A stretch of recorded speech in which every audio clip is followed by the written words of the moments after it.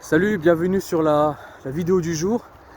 Je marche et c'est toujours le même principe, le concept. Je marche et puis je réfléchis en marchant, je partage un petit peu mes réflexions. Et aujourd'hui, je souhaitais te parler d'un... Comment dire on souhaite de belles choses pour sa vie, pour son futur.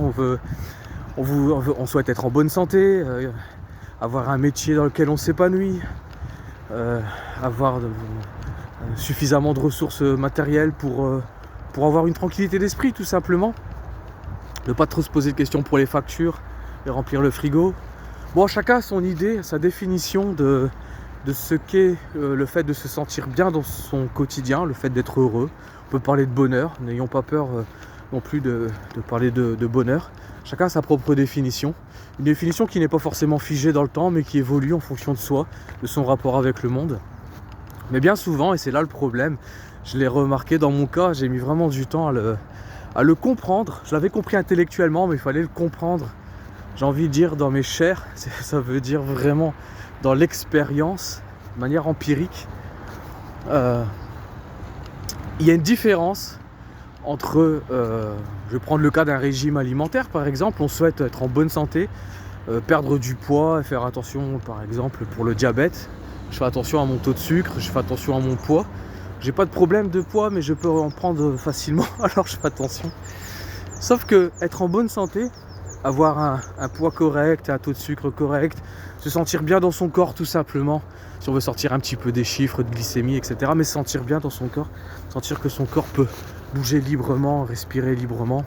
Et là tu vois, je marche, je vais commencer à entrer dans le bois et c'est vraiment agréable de pouvoir se sentir bien dans son corps et de pouvoir marcher, de respirer comme ça l'air de... pardon, un petit peu... Je dis ça, il n'y a pas de pollution, il n'y a rien du tout. Qu'est-ce que tu veux? On peut... Un petit peu, c'est l'hiver, je suis un peu malade, il n'y a rien de méchant. Mais petits oiseaux qui chantent et tout, c'est merveilleux. Sauf que ça demande... Pour bénéficier de ça, sur le long terme, ça demande des efforts sur le court terme.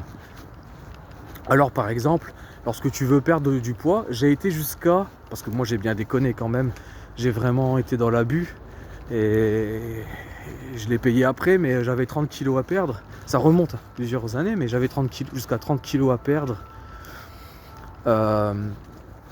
C'est long pour perdre 30 kilos. Donc on se projette en se disant quand j'aurai 30 kilos en moins, je me sentirai mieux dans mon corps. Donc c'est ce qu'on souhaite, on souhaite être bien dans sa tête, dans son corps, et on souhaite être heureux. Mais ce souhait, il s'inscrit sur le long terme. Et les efforts qu'il faut faire, ils sont là maintenant, à court terme. Et ça, c'est difficile. Parce qu'on est prêt à vivre, à ressentir. Et là, c'est important, il y a deux mots à comprendre, c'est satisfaction et plaisir immédiat. La satisfaction de se sentir bien dans son corps, elle est sur le long terme. On l'obtient, il faut du travail. Lorsque, par exemple, on est en difficulté, lorsqu'on a du poids à perdre. Mais pour obtenir cette satisfaction, il faut faire des efforts sur le court terme. Et sur le court terme, c'est pas forcément toujours évident. De marcher en forêt, par exemple, c'est agréable, mais de faire ça tous les jours, d'aller tous les jours marcher, tous les jours faire un effort, la persévérance, des fois c'est un petit peu difficile, on n'a pas envie d'y aller. Surtout quand il fait froid, quand on est fatigué, bon, peu importe, mais... Et donc, l'effort que tu fais à court terme, que je dois faire à court terme, en fait, je sais que ça va me donner satisfaction sur le long terme. Mais là, tout de suite, là, dans le moment présent, c'est pas toujours facile. Donc, il faut penser à transformer.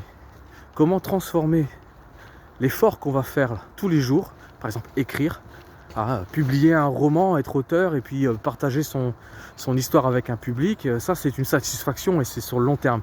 Mais au quotidien, il n'y a pas de satisfaction tous les jours, on va pas se mentir, tous les jours il faut écrire et la plupart du temps je n'ai pas envie d'écrire parce que ça demande un effort. Une fois que j'y suis, ça va un petit peu mieux, mais donc j'ai eu cette réflexion de me dire comment je peux transformer chaque séance de marche, chaque séance d'écriture en plaisir immédiat. Et tu vas me dire, c'est normalement lorsque tu écris, tu fais quelque chose qui te plaît, tu devrais avoir ce plaisir, il n'y a pas de... Pourquoi se poser ce genre de questions? Je sais pas si dans les commentaires tu peux partager ton avis, mais essaye, si c'est quelque chose qui t'intéresse, prends un projet n'importe lequel, sur lequel tu vas devoir travailler donc tous les jours, tu verras qu'il y a une certaine lassitude, tu dois le savoir si tu bosses sur des choses comme ça, il y a une certaine lassitude qui s'installe.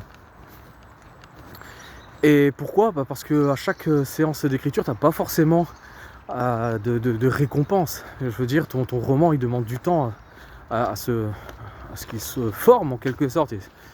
Donc il faut vraiment tirer un plaisir immédiat à chaque séance. Alors c'est pour ça que j'en avais déjà parlé dans une vidéo, mais je me fixe vraiment, je plante un décor. Je choisis une musique, une playlist particulière que j'aime écouter quand j'écris. Je me fixe un certain nombre de mots par jour. Enfin c'est plutôt un certain nombre de mots par mois et je ramène ça à la journée, mais c'est pour avoir une moyenne. Et à la fin de chaque mois d'écriture, si j'ai atteint mon défi, je me récompense en quelque sorte. Et ça, je t'en parlerai dans une prochaine vidéo, mais je célèbre, on va dire, le défi remporté sur le mois, pour avoir une récompense immédiate, pour continuer sur la distance, sur la durée, et enfin pouvoir sortir mon roman. Voilà, je te dis à la prochaine, pour une prochaine vidéo. Salut!